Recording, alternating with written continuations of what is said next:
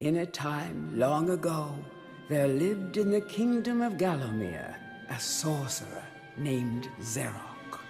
This arrogant, pitiless man hated his fellow citizens for their simple and peaceful ways.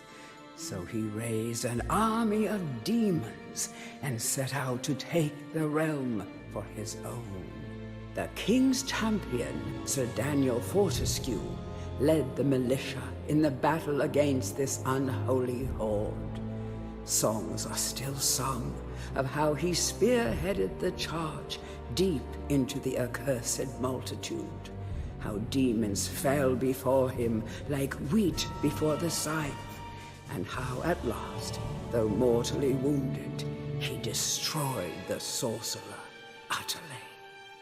Fortescue went down in history that day as the hero of Gallowmere, and a time of peace began, which was to last for 100 years.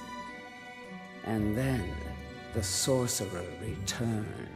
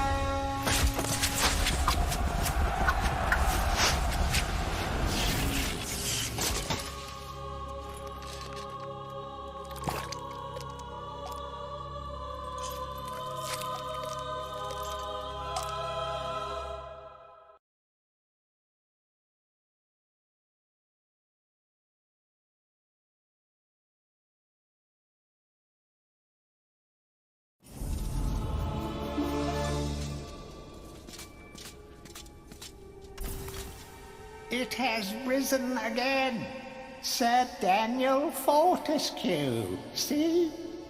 The hero of Gallowmere who fell at the first charge. The fog of war and the shrouds of time conspire to turn the arrow fodder into the saviour of the day. But we knows better.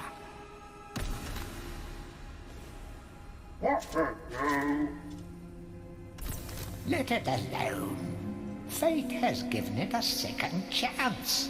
A chance to forget the ignoble truth. A chance to defeat Zarok and live up to the legend. We hopes it does well.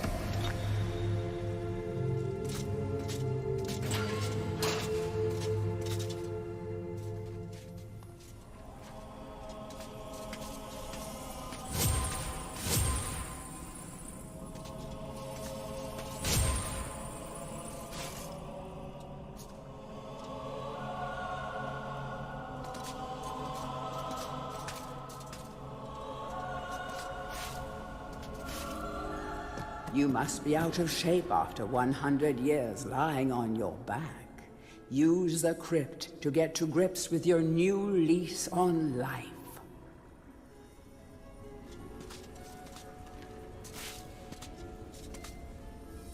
Any treasure that you find will be added to your coin total. Coins are used to buy items from the greedy merchant gargoyles.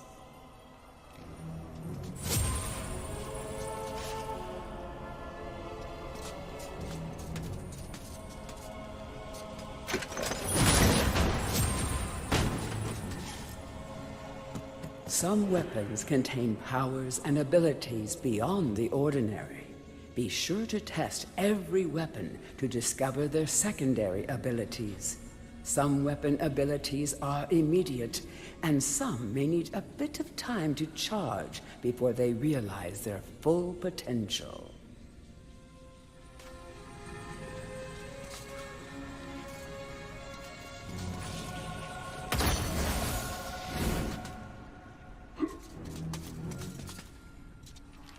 During your travels through Gallowmere, you will collect many items.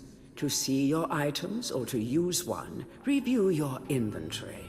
In it, you will also find your Book of Gallowmere, which will keep a record of the denizens you've encountered and bestow you with keen insights that only a disembodied voice could provide.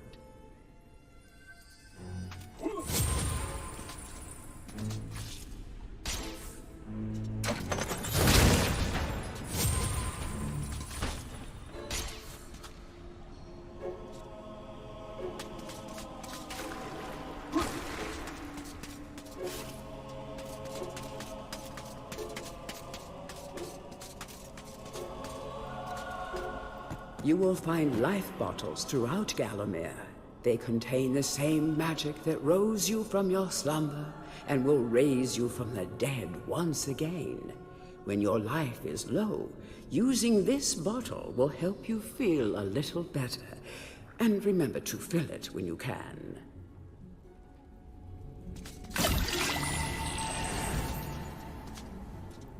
When you're ready to leave this crypt, you'll find an exit at the end of the hall. To unlock the gates, you must find a runestone and place it in the ornate hand set next to the doorway.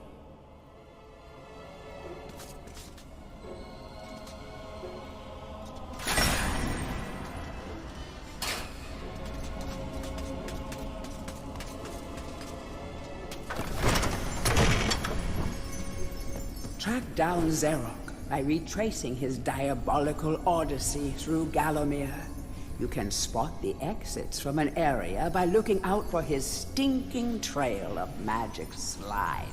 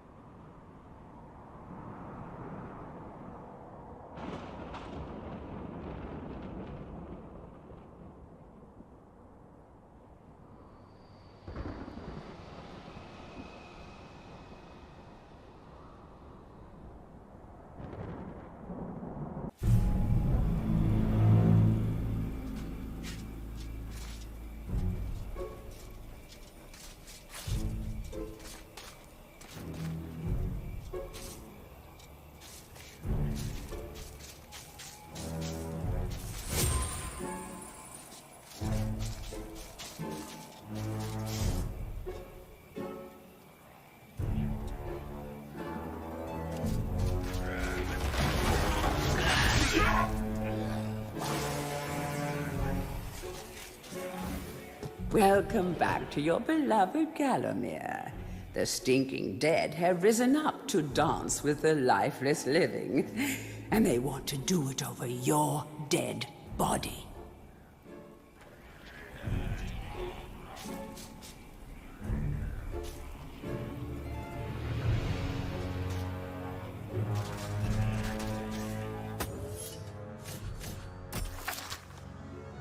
Our bone-headed protagonist, born again into this age of wonders. In life, he was just the worst. A coward, a cheat, a philatelist, or was it a philanderer? I don't recall. But either way, he seems to have woken up different. Perhaps he can redeem himself. Xerox should be more careful where he aims his dark magic. Our bone-headed protagonist. Morton was so happy when Dan died. Surely he initially had a lot of housework to do, but now he's got the place to himself and just how he likes it. Of course, Dan coming back to life was a bit of a shock, but Morton will do anything he can to keep his home buddy safe and get him back to the earthy darkness as quickly as possible. Can you imagine how boring it would be to be a sentient being, wise even, and be stuck permanently to a brick wall? No wonder these guys are grumpy.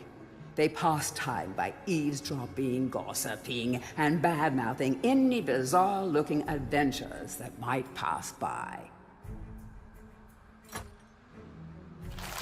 These guys were fashionably undead before it was fashionable to be undead. Your brain may have long since rotted, but that won't stop them from eating it. Just a few chops should do them in. Be careful not to miss. Oh, that would be embarrassing.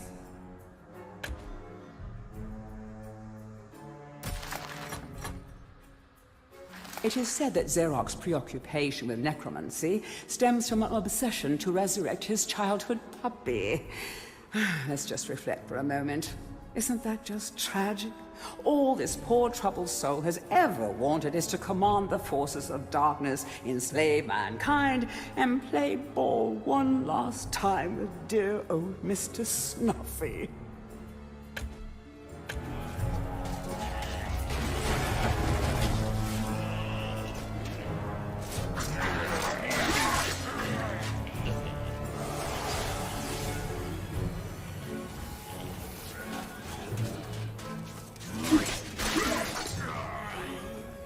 That small light following you around is a wisp.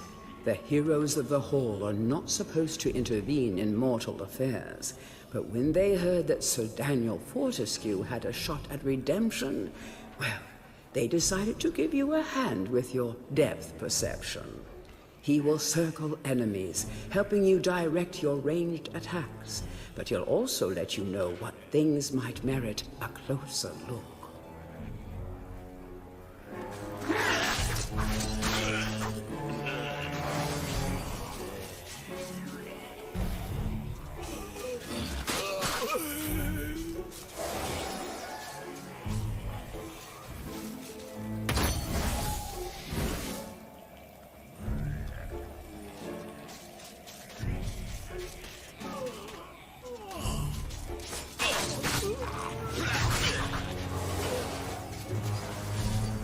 Don't let zombies get you down. Tend those wounds by stepping into this fountain of rejuvenation.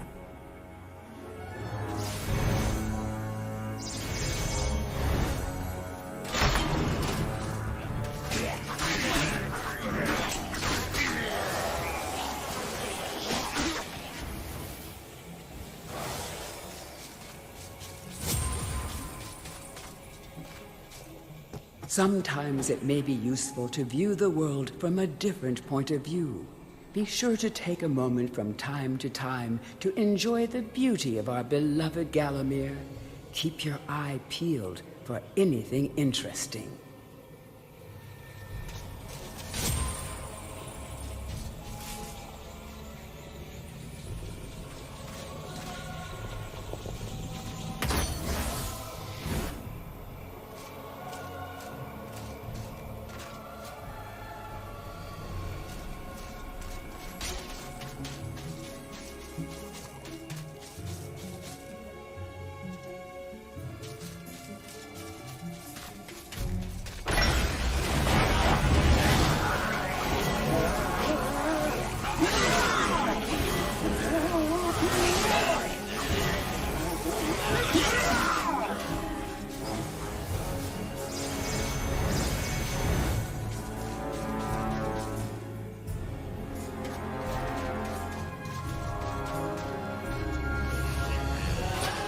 Remember, nothing remains hidden under the gaze of an angel.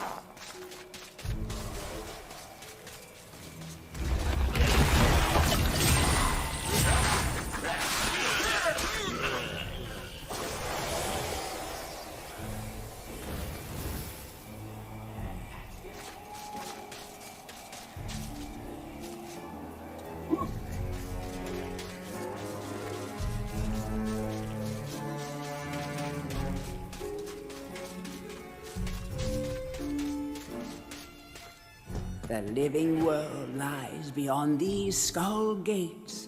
The master of the hilltop mausoleum, the stained glass demon, has possession of the skull key.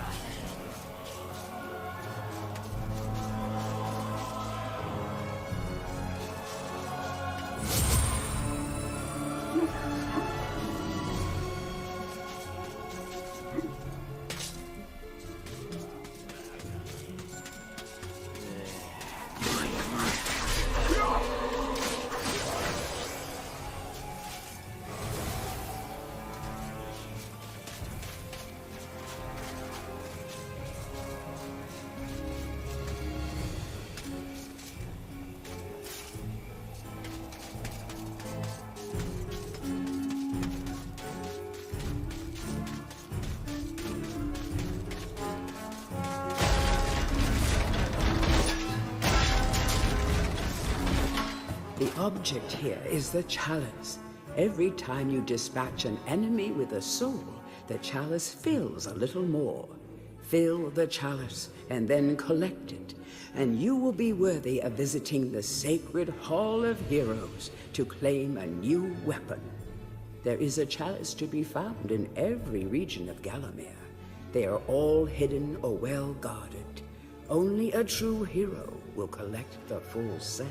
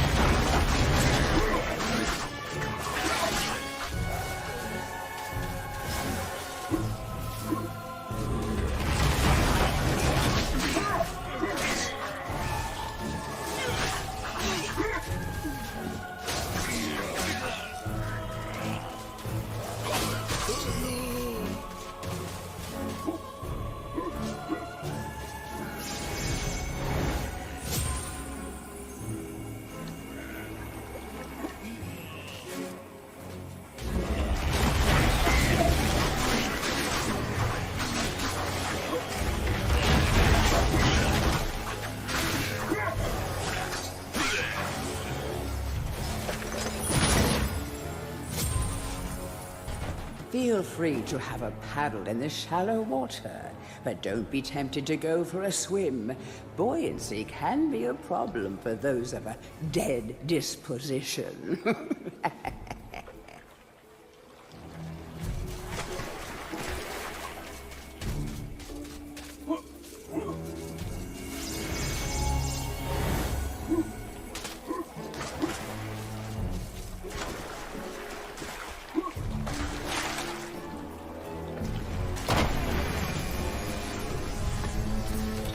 Tread softly. Zarek awaits beyond these gates. The Master meets with the demon from the mausoleum, hatching plots of purest evil. Forgotten nobodies would be wise to make themselves scarce.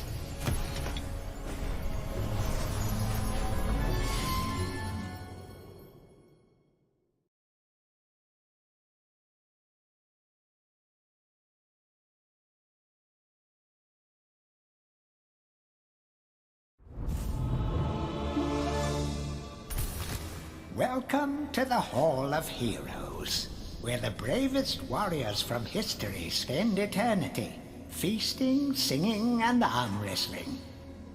If they think you're worthy enough, you may be able to persuade them to give you a new weapon.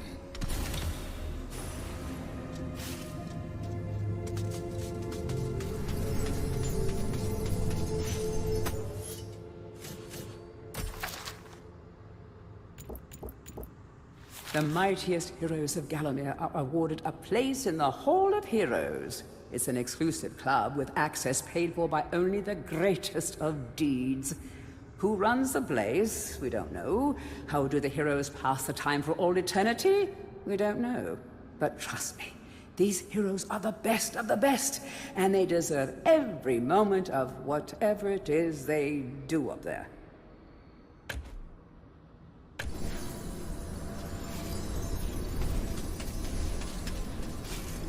Captain Fortescue, it's me, Canny Tim. Does the battle go well? How I wish I could fight at your side again, sir. But hold, you could take my crossbow. It's got rapid fire and you can ricochet the darts off walls to shoot around corners. I used it at the Battle of Gallowmere. After you were slain, I shot Zarek's champion, Lord Kardok, a clean kill through the eye at some 1,000 yards. Not that there's anything clever about shooting someone in the eye, sir. Oh, goodbye, sir.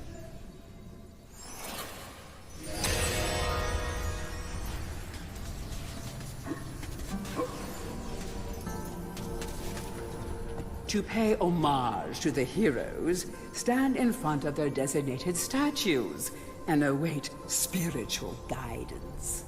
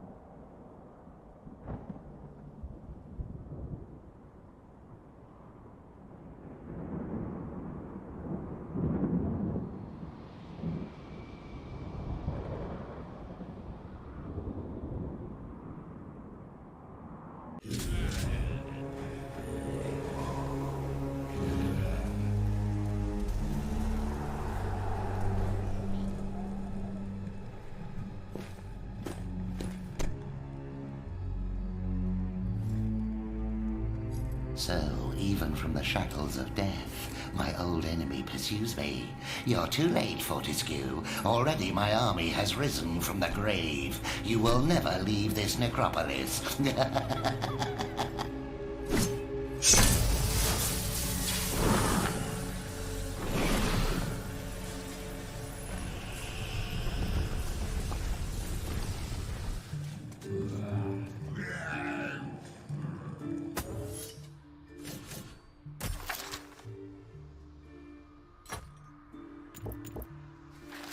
These guardian gargoyles aren't much for conversation, and don't ask to hear their singing voice, unless you're into rock and roll. Ba-doom-tsh.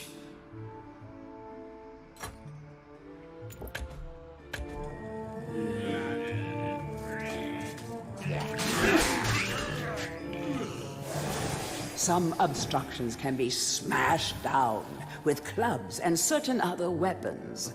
Try experimenting.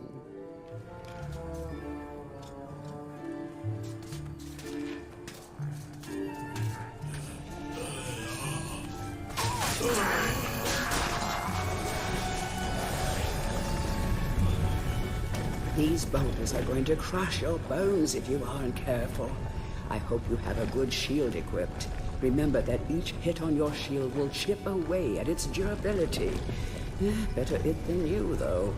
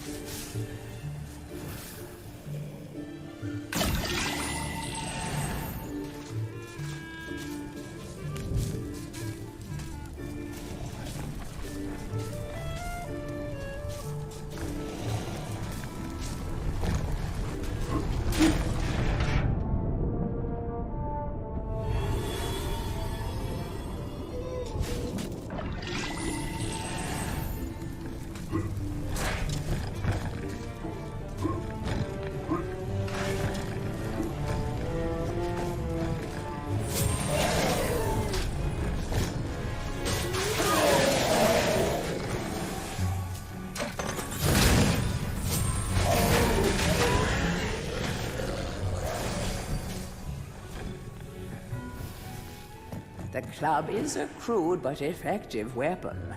Bash with it, burn with it, but beware, one bash too many, and it will break.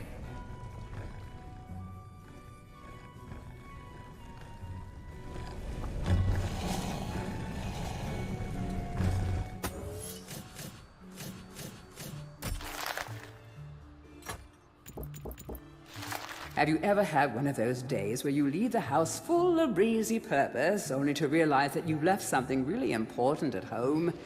Well, that's how these guys feel all the time.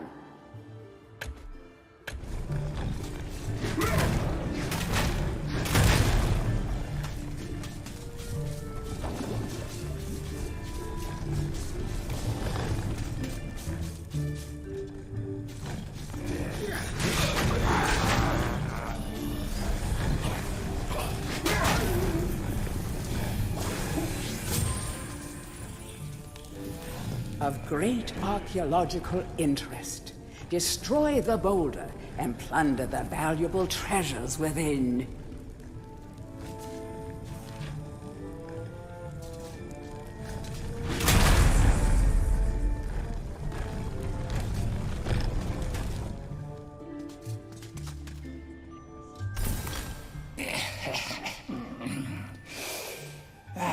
Fresh air.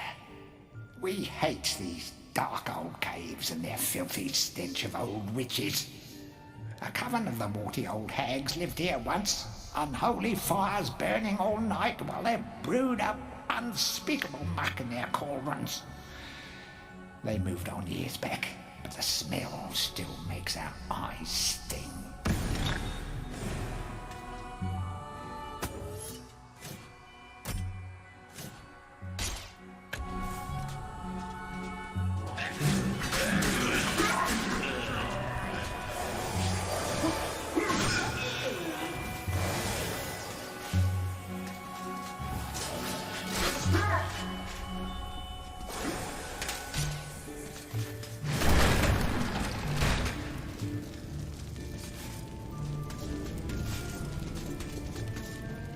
A guide to covens for witches and witchcraft enthusiasts. A witch's coven would reach the height of its power only when all of their sacred flames were alight.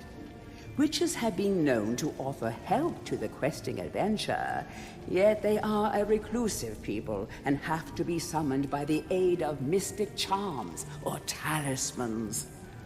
Let it be known that help from a witch is rarely given freely, and the witch will more often than not make a request of the adventurer before any such help is given. If seeking to summon a witch, remember that they are quite territorial. Any signs of previous witch activity in an area is a good indication that a witch can be called upon.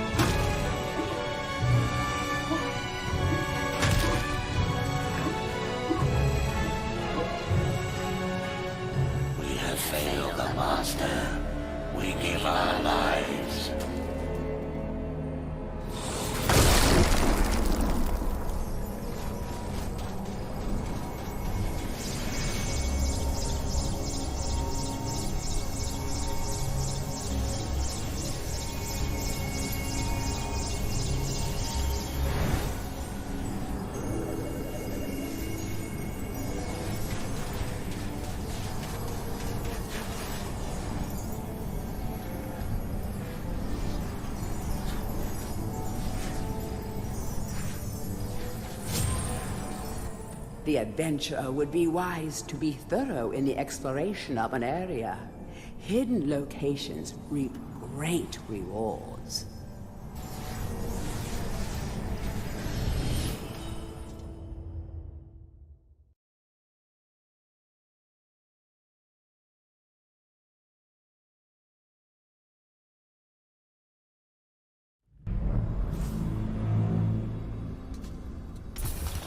Back from the battle so soon? It must think it is a hero by now. But only a true hero is worthy of a place in the Hall of Heroes. See the ghostly statue of your fraudster self? When it has turned solid, a true hero you will be.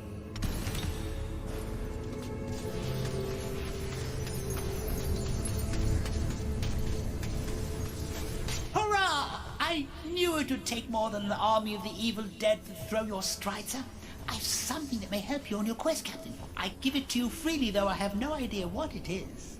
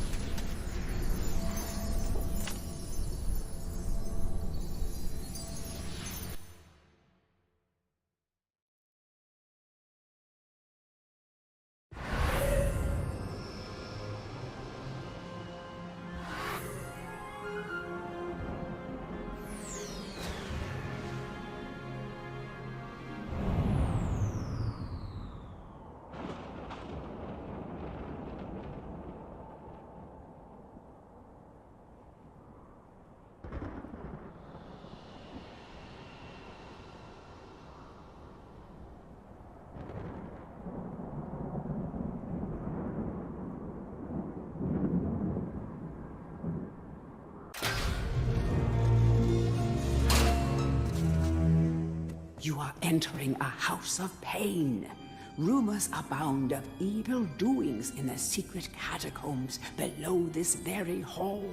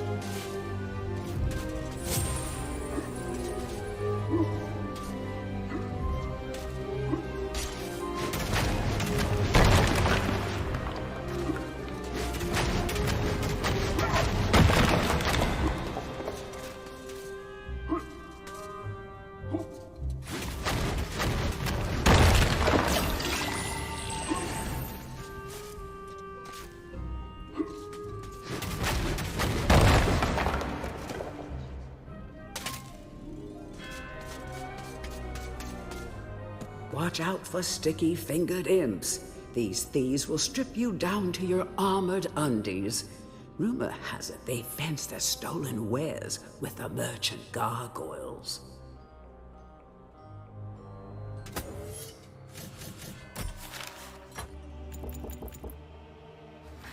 Back in King Peregrine's day, imps were often kept as household servants. Sadly, those were cruel times, and many imps were treated very poorly by their masters. Really, it was no surprise when these cunning little creatures formed a secret alliance with Xeroc. On the morning of the Battle of Gallowmere, every last one of King Peregrine's men awoke to find his house imp gone, and along with them every last undergarment in the kingdom. Never before had an army's charge been so devastatingly broken before battle had even begun.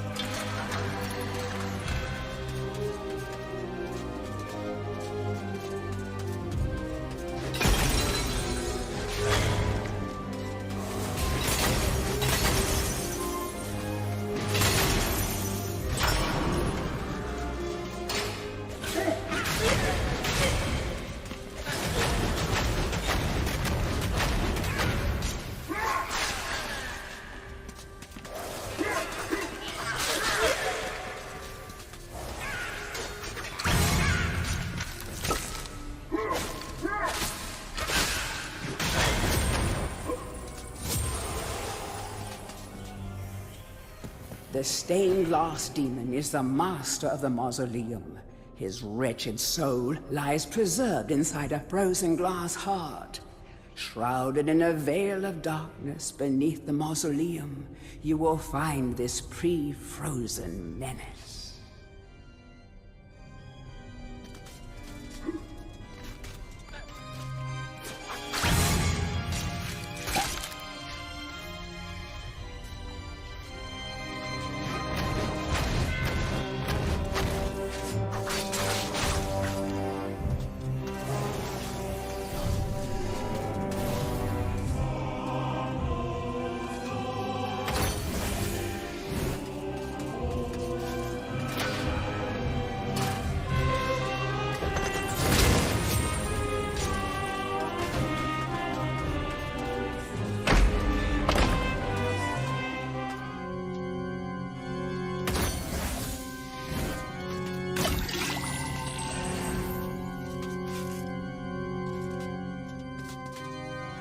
The would-be phantom longs to play a new tune, but he seems doomed to repeat the same cause of despair over and over.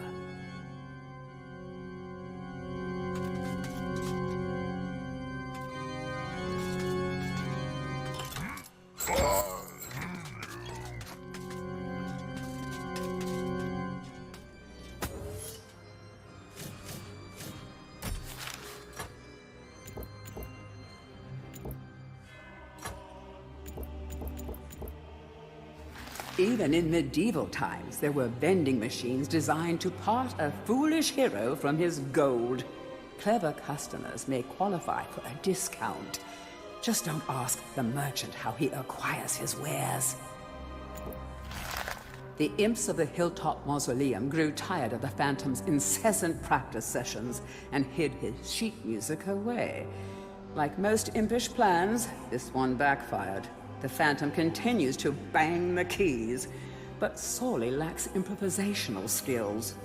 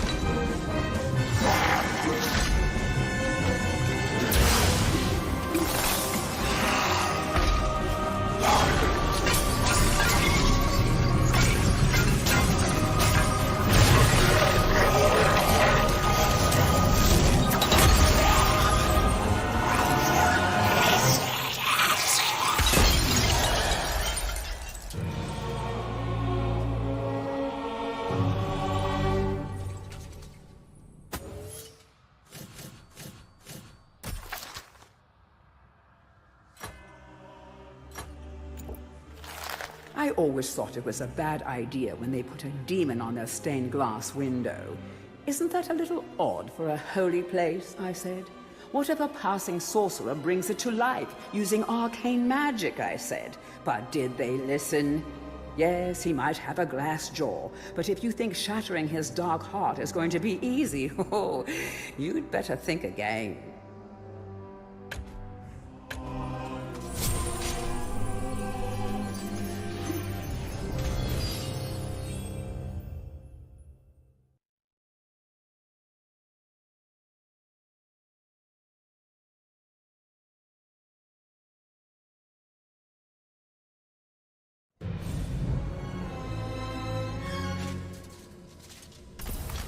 It's the Hall of Heroes shopping mall. Bargain hunters should check out the ground floor. Well-to-do shoppers should check out the upper floor. That's where it's at.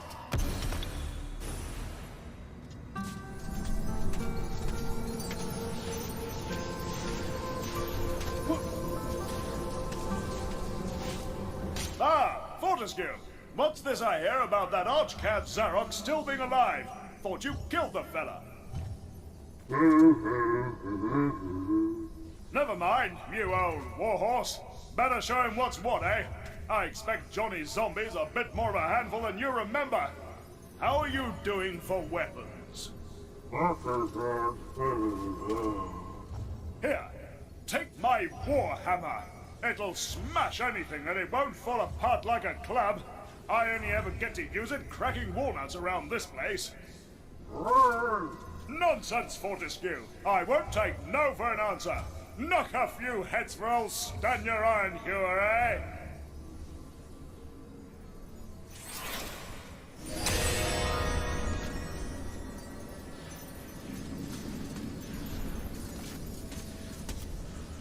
Only when you are truly worthy as a hero will you be able to ascend to the higher level of this hall. When you have paid homage to all of the heroes in the lower hall, the ghostly stairs will then become solid.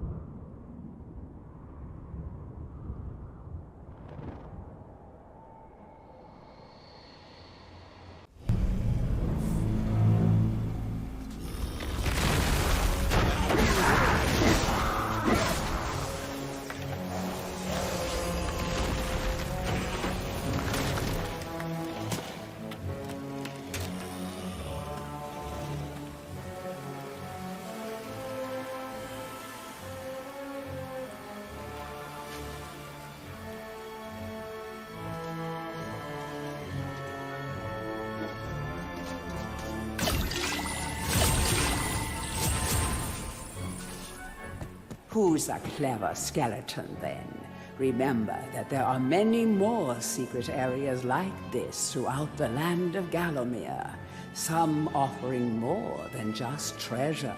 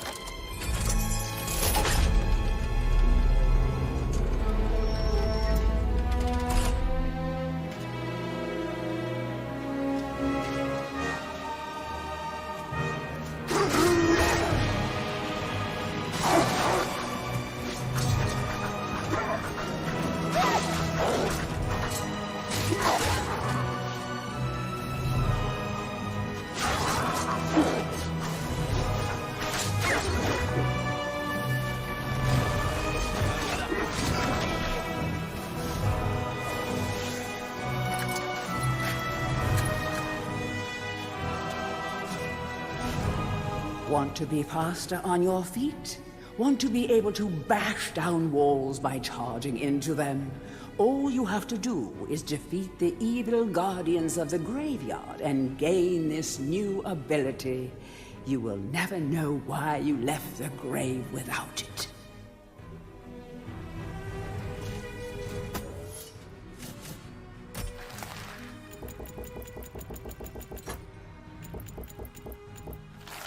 Isn't nature wonderful? This beautiful family of wolves has found a happy home in the graveyard. Back in their den, 6 cute, squirmy little pups are waiting for good old Mom and Pop to return with delicious, fresh meat. Well, perhaps graveyard meat isn't the most fresh, but at least it's easily found and safe. But let me tell you, elsewhere in Gallowmere, vengeful farmers have hunted these majestic beasts to the point of extinction. Oh, thank goodness this last happy little family is here, amid the peace and tranquility of the graveyard, where absolutely no harm can befall them.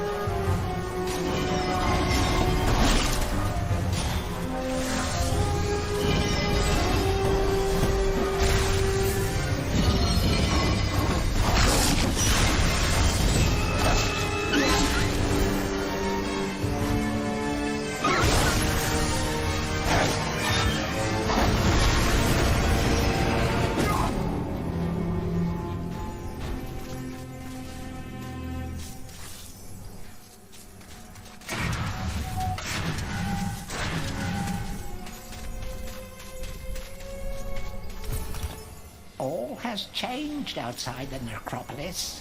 Paths go this way, paths go that way. Nasty, painful death waits round every turn and over every hill. Bon voyage.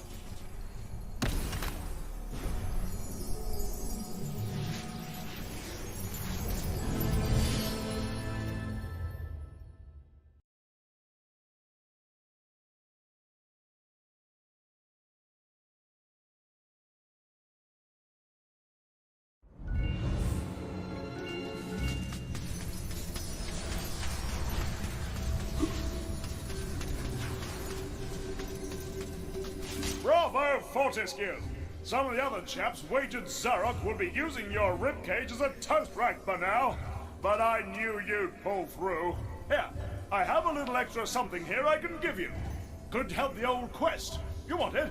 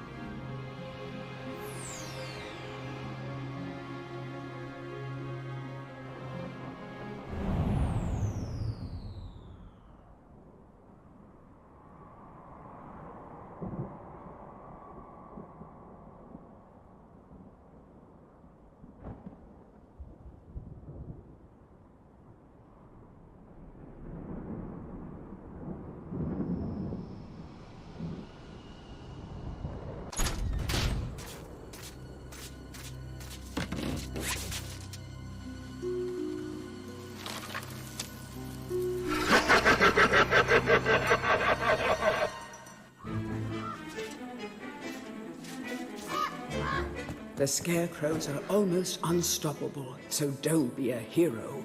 If you can't beat them, try trapping them while you make your escape. Using your new Daring Dash ability should help you get ahead of them quickly.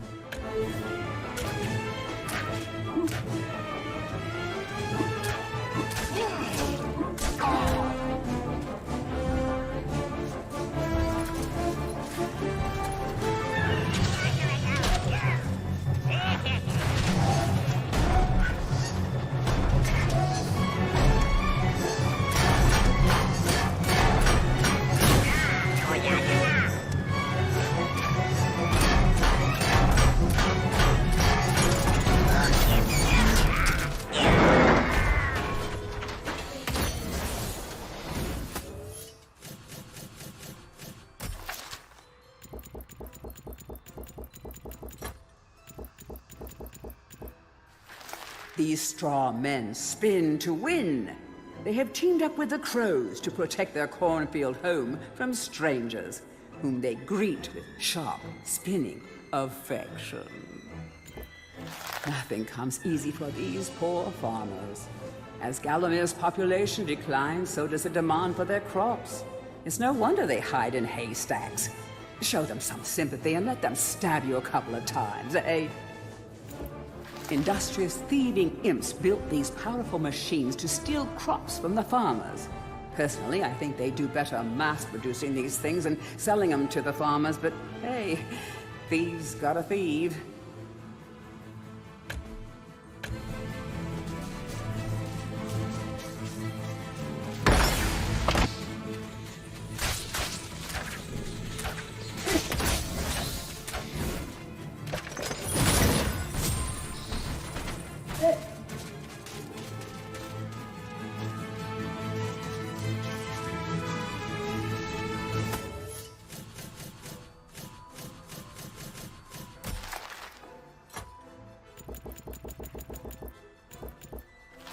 They're vampire bats.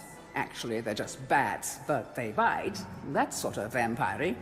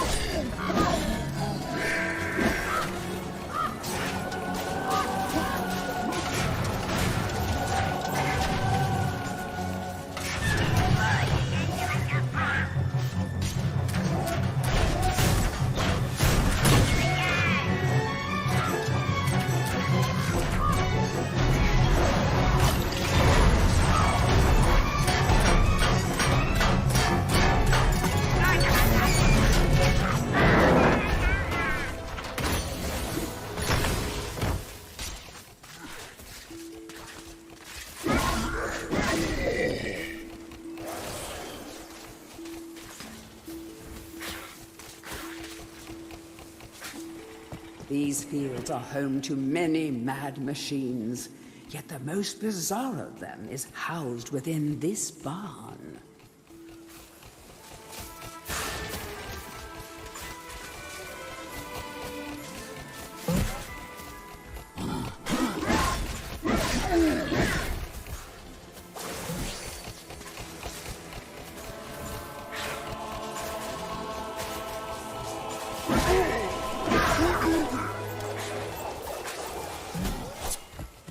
Katura, the Serpent Lord, yearns to fight alongside you, but has been captured by Zarok and sealed within a chest. Free this mighty spirit and earn a powerful ally.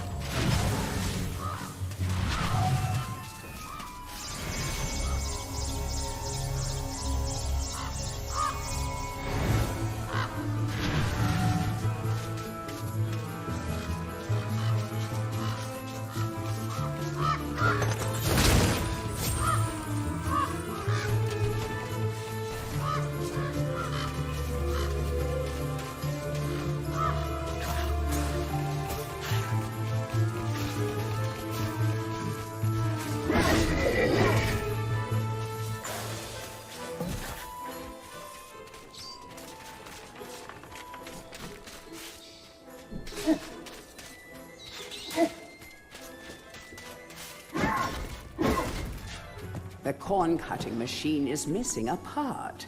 A cog fell off this miracle of modern agriculture, and it hasn't worked since.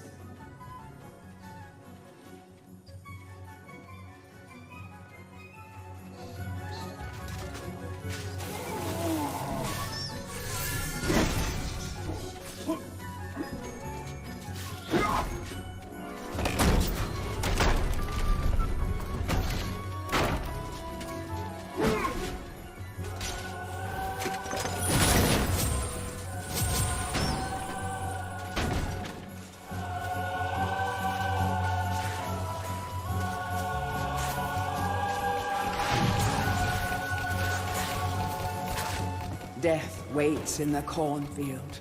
Pick your route carefully and do not linger in the corn.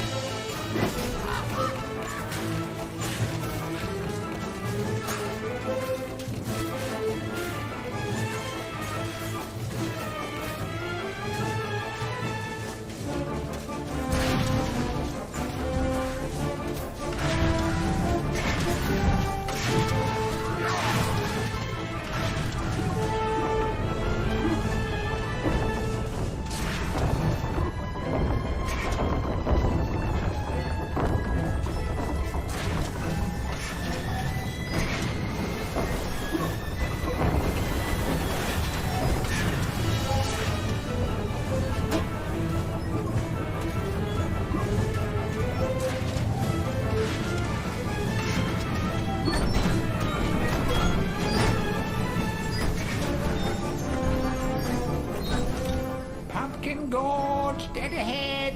The nursery to Galomir's favorite side dish. Step inside and understand the true horror of fruit gone bad.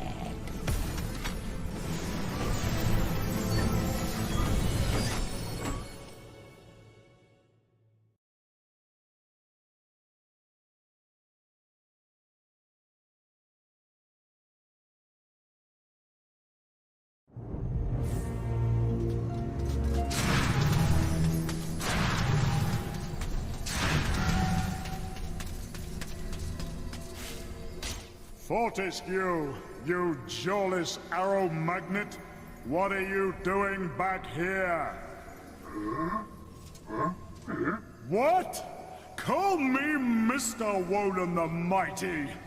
How I pity the people of Gallowmere, that their fate should once again be in the hands of a chump like you! Still, I suppose it's not fair to take it out on them. Take my sword, and do try not to stab yourself in the foot. You know, I've always had my doubts about you, Fortescue. You're just not carved from hero material.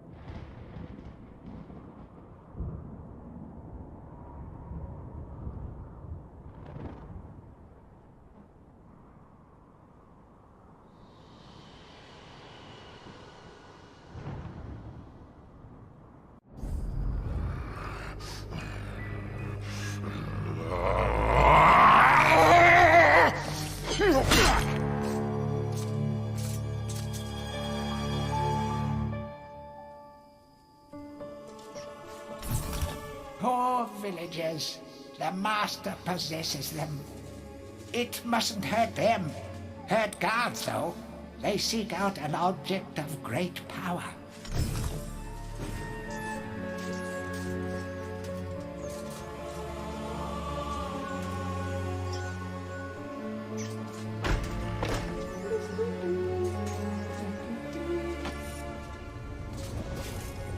Blacksmith's Monthly. Old man Willie Green of Gallowstown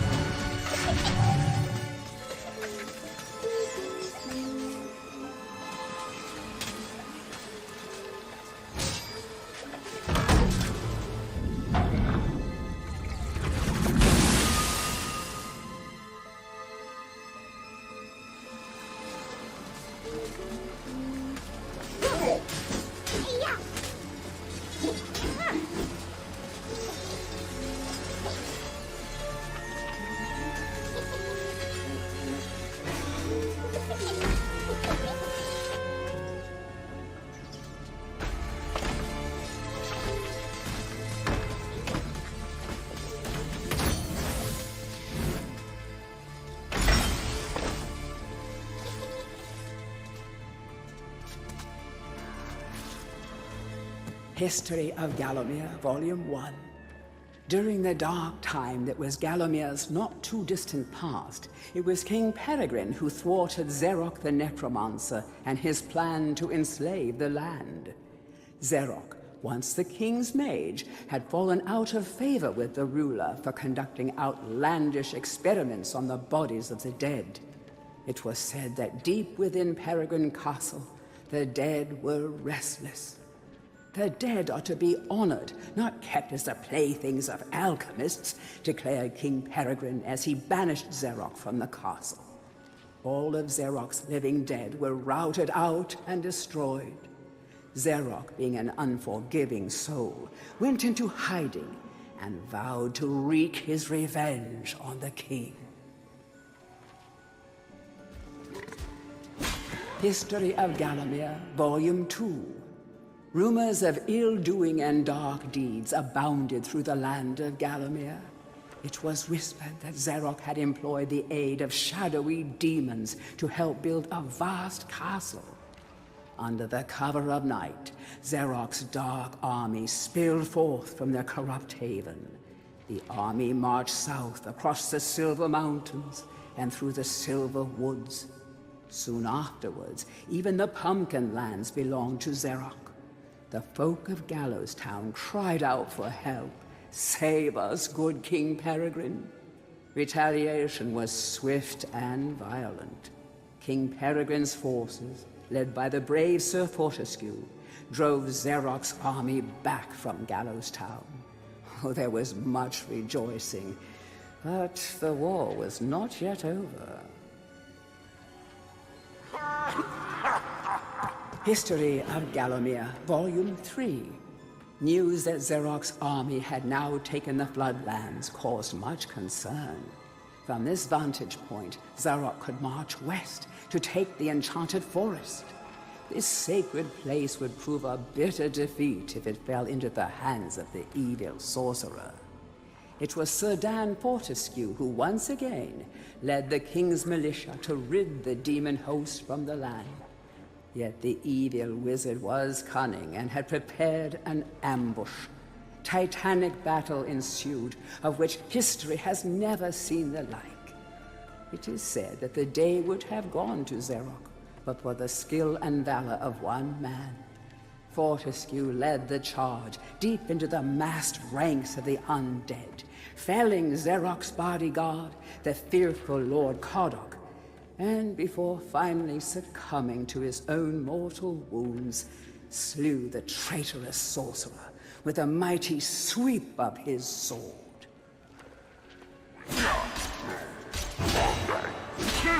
History of Gallowmere, Volume 4. The forces of evil were destroyed, but at a terrible price. None but a handful of the king's militia returned from that field.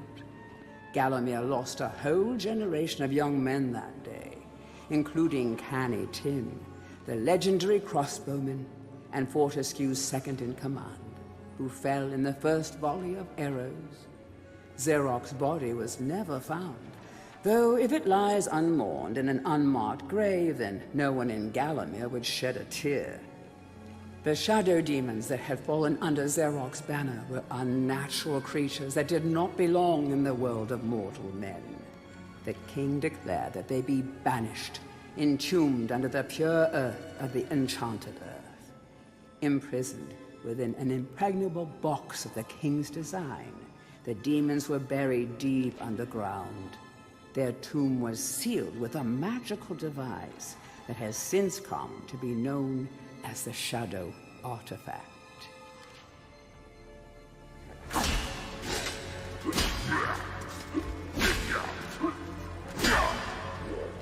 Tourist's Guide to Gallowmere, Part 1. The land of Gallowmere is a wondrous land of breathtaking sights and adventure. If it's beauty you are looking for, be sure to check out the sights of the Enchanted Forest. Scale the heights and see the nests of giant dragon birds. Seek out weird and wonderful plant life. Go ooh and ah at the sight of baby dragon toads splashing about in the crystal clear ponds. Why not take a walk through the Pumpkin Valley? Pumpkin is Gallowmere's favorite dish, and about now the valley is just bulging under the weight of young podlings awaiting harvest. Tourist's Guide to Gallowmere, Part 2. If it's mystery you're looking for, then the seasoned adventurer should travel to the ruins of King Peregrine's castle. Yes, this is the fortress from which the fabled King Peregrine once hailed. It is said that the king's crown was lost in the dungeons below the castle, and that the ghost of the regent himself now haunts these cold stone passageways. Spooky. Why not take the swamps and seek out the mythical town of Mellowmead? This place was once said to be a place of fantastical arcane alchemy, but an age has passed since it was consumed by the murky swamps. Perhaps great treasure awaits any adventurer that can locate its watery resting place.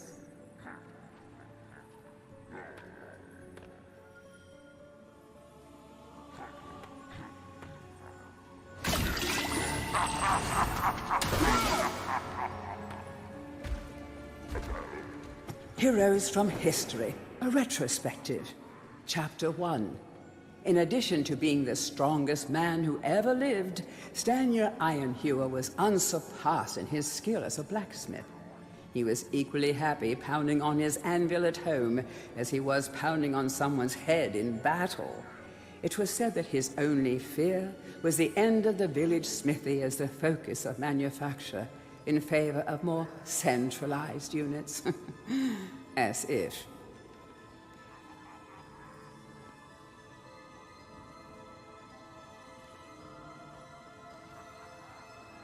Chapter 2. Born a humble peasant to one of the nomadic tribes from the Eastlands, Bloodmanoth Skullcleaver gathered an army of horsemen and swept over half the civilized world. When he finally died, attempting a single-handed attack on a garrison in the north while armed only with a spike on his helmet, he was the richest and most powerful peasant of his day.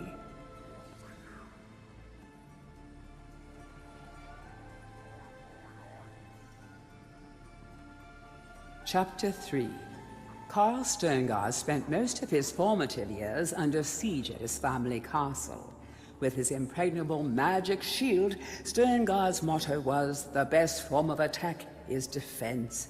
Sadly, his shield couldn't protect him against poor eating habits, and he died during a post-battle feast, while swallowing a large sausage he had failed to chew.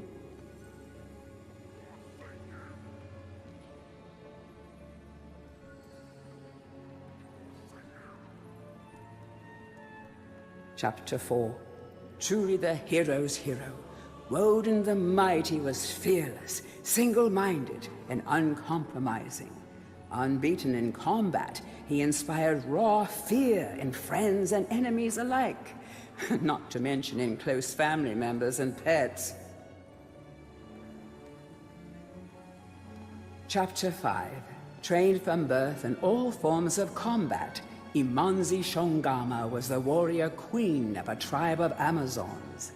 The bold and the beautiful Shongama banished all males from her territory, except the handful she kept on to mow the lawns of her people.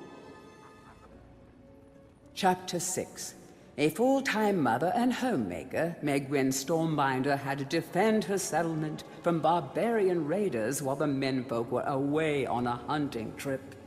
She fought off repeated attacks, armed only with a pitchfork and a rolling pin, and with one arm holding her baby. Legend has it that the gods, impressed by her indomitable courage, intervened and added thunderbolts to her arsenal. She won the battle with a couple of bolts to spare on her husband when he finally returned.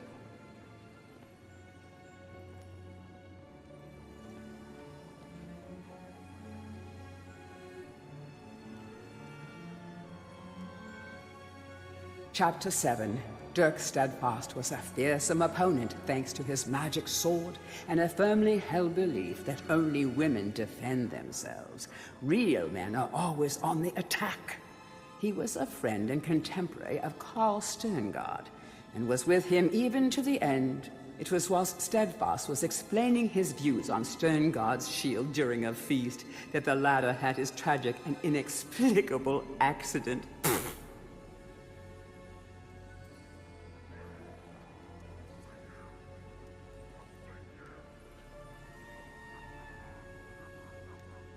Chapter 8.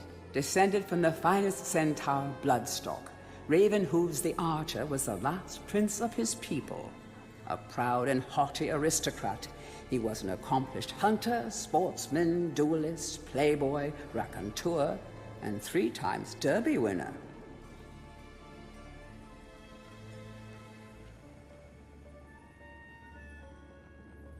Chapter 9. Captain of the militia in the time of King Peregrine, Sir Daniel Fortescue found fame when he killed the renegade wizard Xeroc. A career soldier raised in the royal household, he was adored by the men under his command, and renowned for his loyalty to Gallowmere. It was said that Fortescue was always destined for greatness. With his square jaw, steely gaze, and thick shock of hair as black as raven's wings, oh, he looked every inch the hero.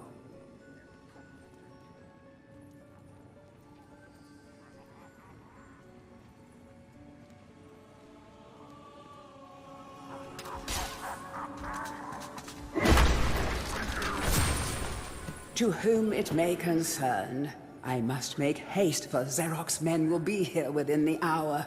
I have taken the crucifix from the church. It is the key to a key. I used the cross to make the attached cast. Then I had it destroyed. It is my hope that this cast falls into the hands of a just and good hero. Signed, the town mayor.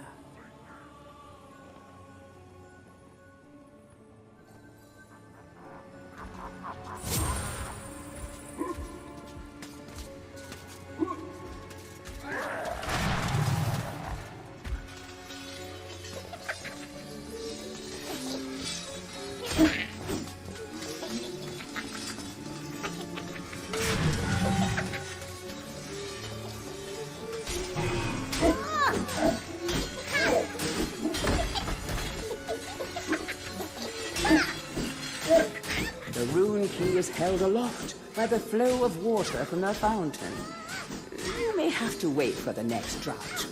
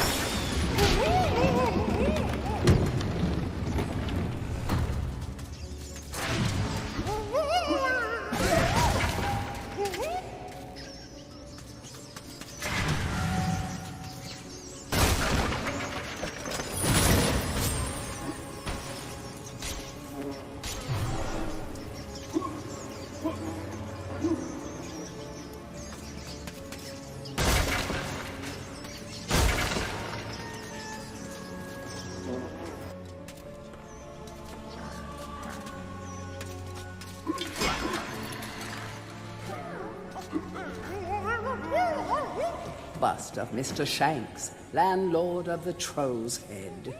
To clean the statue, lower the pedestal.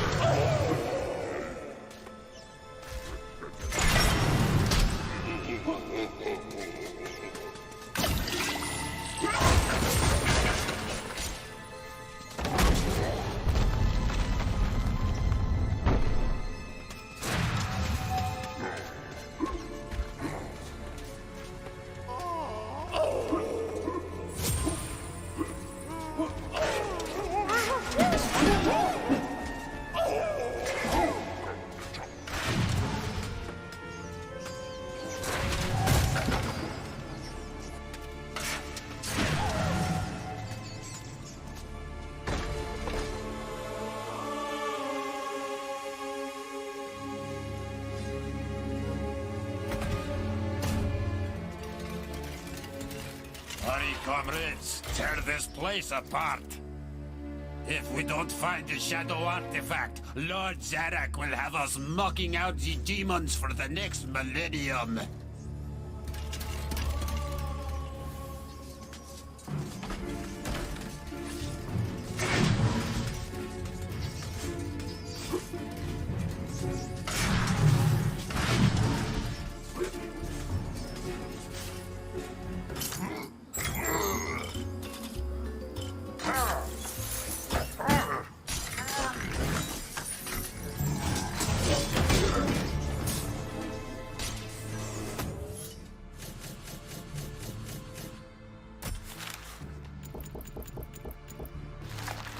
This formidable serpent was somehow lured into a tiny chest and trapped by men working for King Peregrine.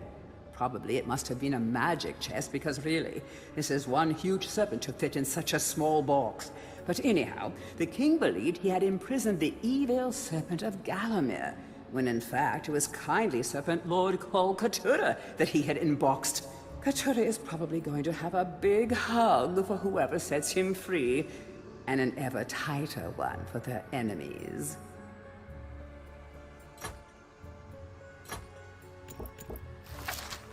Humanity's last line of defense against the restless undead.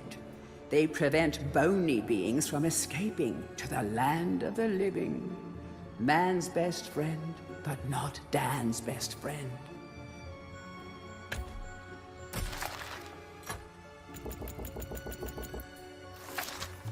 These dreaded cornstalkers are utterly silent, totally invisible, and 100% deadly. They're also just about the cheapest solution a time-strapped video game developer could ever conceive to stop the player going where they're not wanted.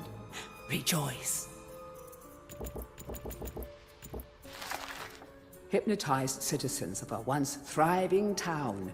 They'll happily invite you in for tea, but if they ask to borrow a shovel, you should probably decline. Xerox Mechanical Goon Squad, developed deep in the City of Madness, although manufactured in China, of course. That coal in their stomach fuels them, whilst also cooking up a mean brisket.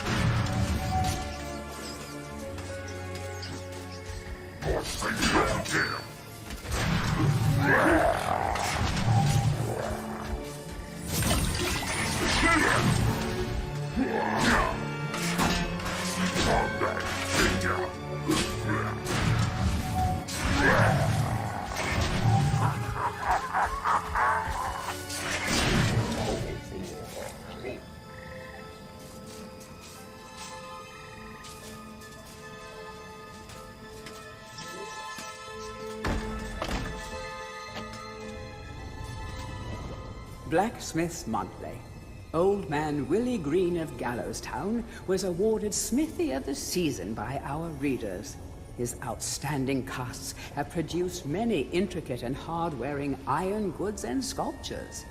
Willie only uses the finest of metals in his work, and is particularly noted for his magnificent busts. Old man Willie was quoted as saying, "Aye, when I get pumping on me bellows, there's no stopping me. It's all in the rhythm, up and down, up and down. I've always been inspired by the stories of Stanya Ironhewer, the greatest smithy there ever was."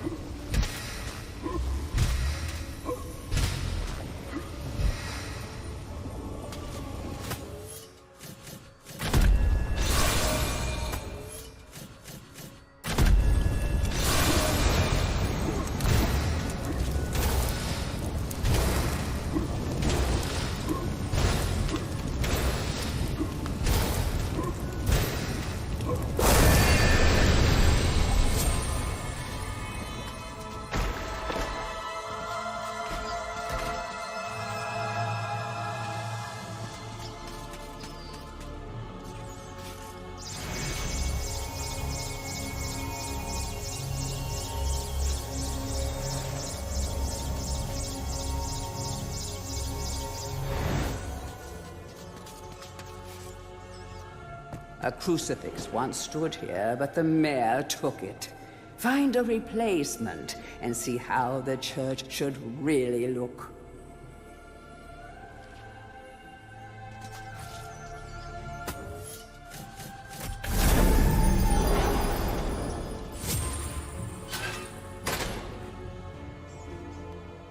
Dear Sir or Madam, on my travels across Galamir, I have come across many mysterious and enchanting finds.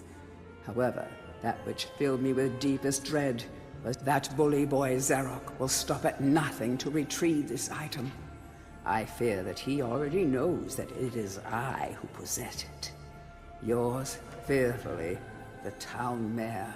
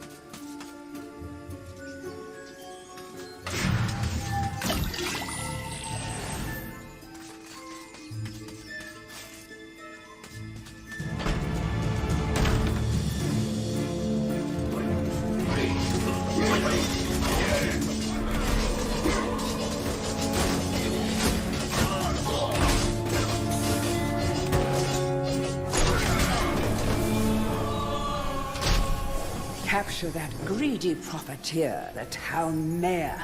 Take him to the asylum dungeons. Give the fat boy a good going over. Locate the shadow artifact. Bring me back something nice.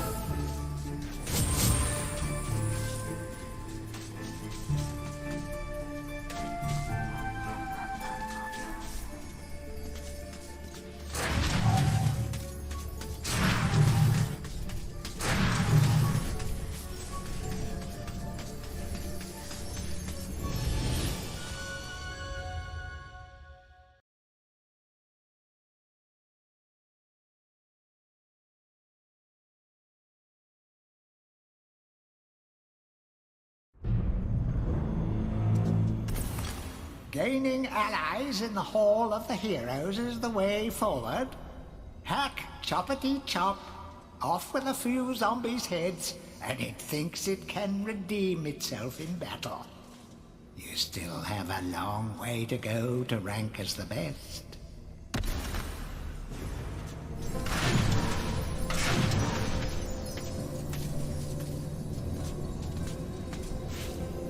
By God, Fortescue! You must be the luckiest corpse ever to walk the face of the earth. I have something here I can lend to you. Take it or leave it, but remember, I'm only doing this for the sake of Galomir's doomed population, and not for you, you gangly buffoon!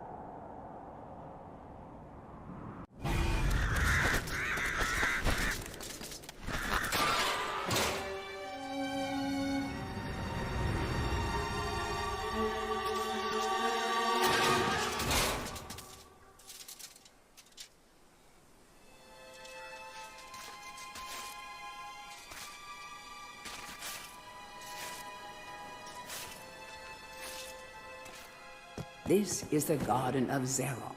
Nothing here is as it first seems. To leave this maze, you must first seek out the one called Jack of the Green.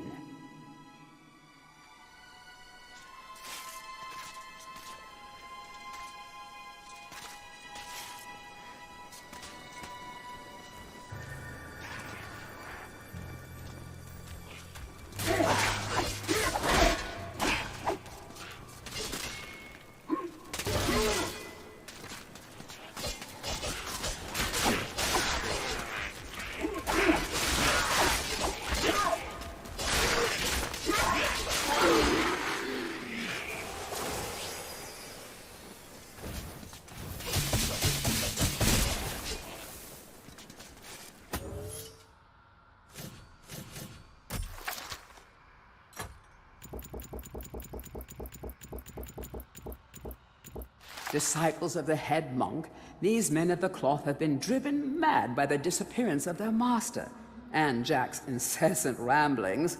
The harsh chime of a bell tells them an unwelcome guest has arrived, or that it's time for dinner, perhaps both.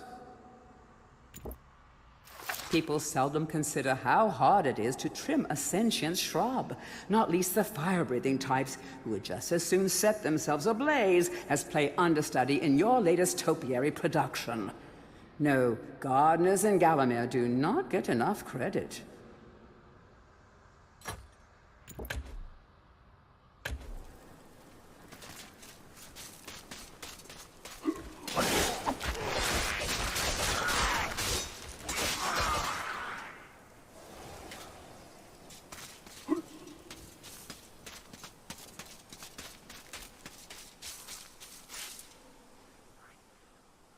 Greetings, Sir Fortescue. My name is Jack of the Green. I am the master of riddles, and this maze is my domain. You are free to leave, but only once you've answered 4 riddles. Puzzles so fiendishly difficult, so perplexingly complex, that no man has ever solved them. Ha ha ha. Now, try my first riddle. At night they come without being fetched. By day they are lost without being stolen.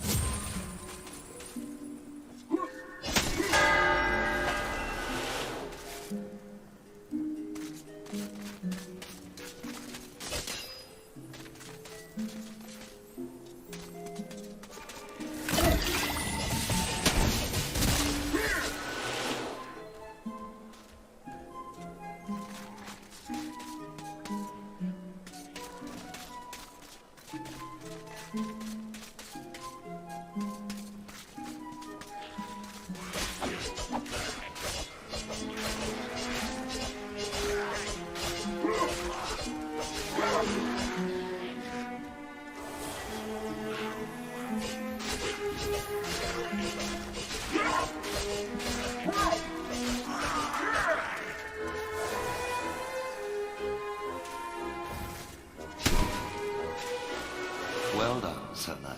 But my star riddle was but a trifle. I always like to begin with an easy one. Return hither. You will not find my next conundrum so simple.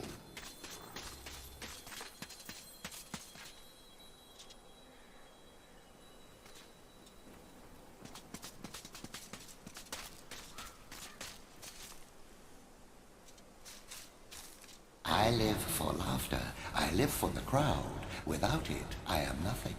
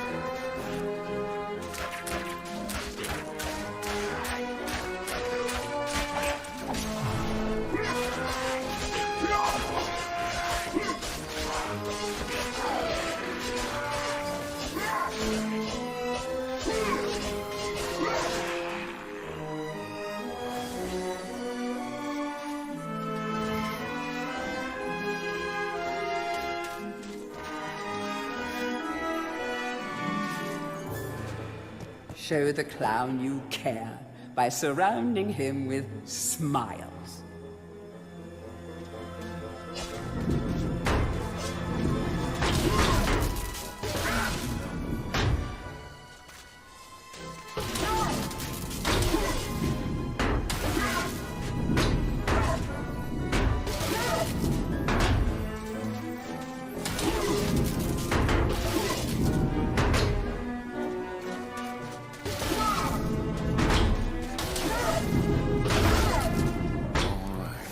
Yes, it was a clown.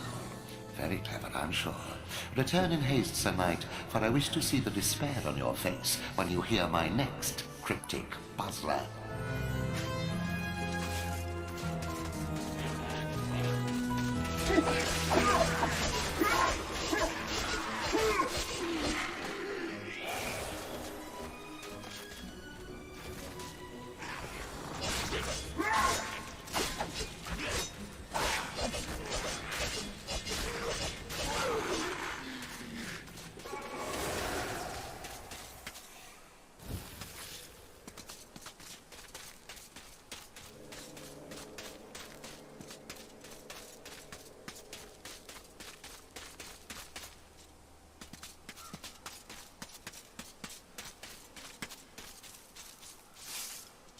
Face like a tree, skin like the sea, a great beast I be, yet vermin frighten me.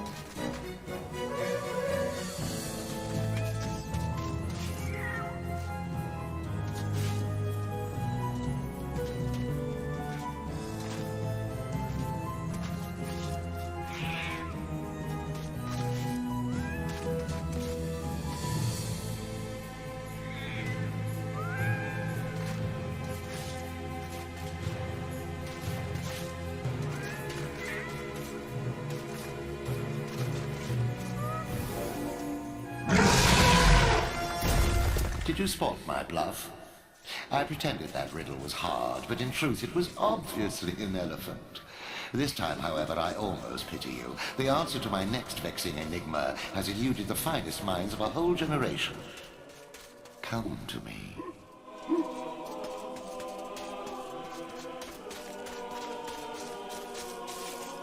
I tolerate the moon and stars. I can't abide the sun. Banish me with torchlight and you'll see me turn and run.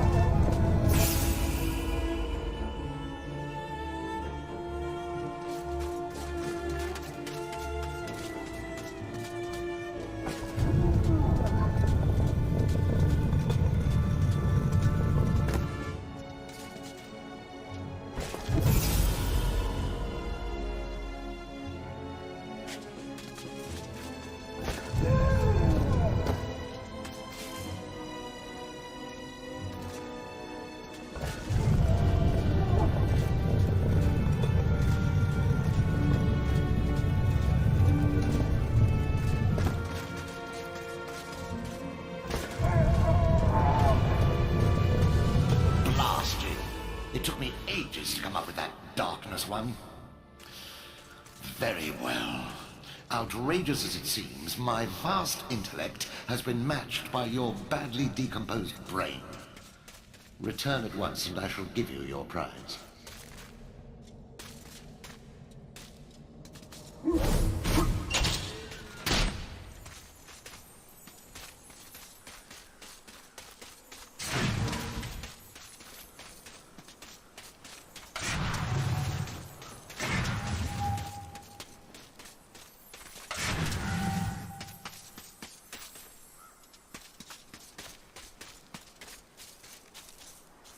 You think you're so clever, don't you?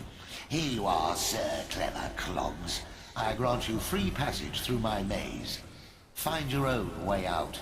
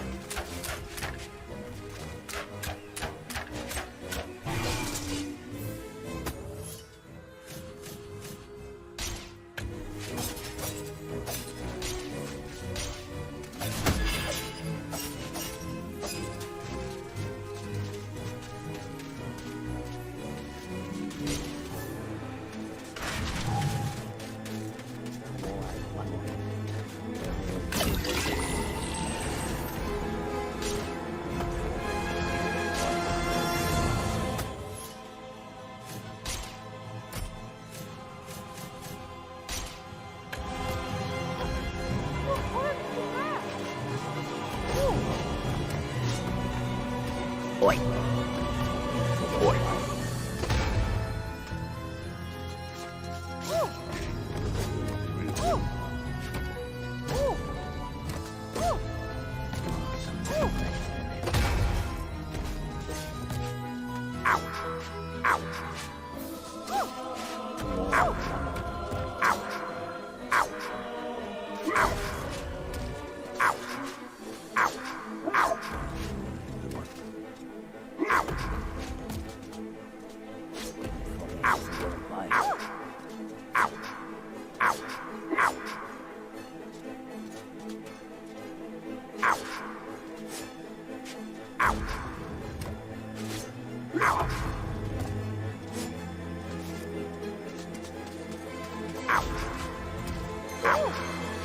Ow!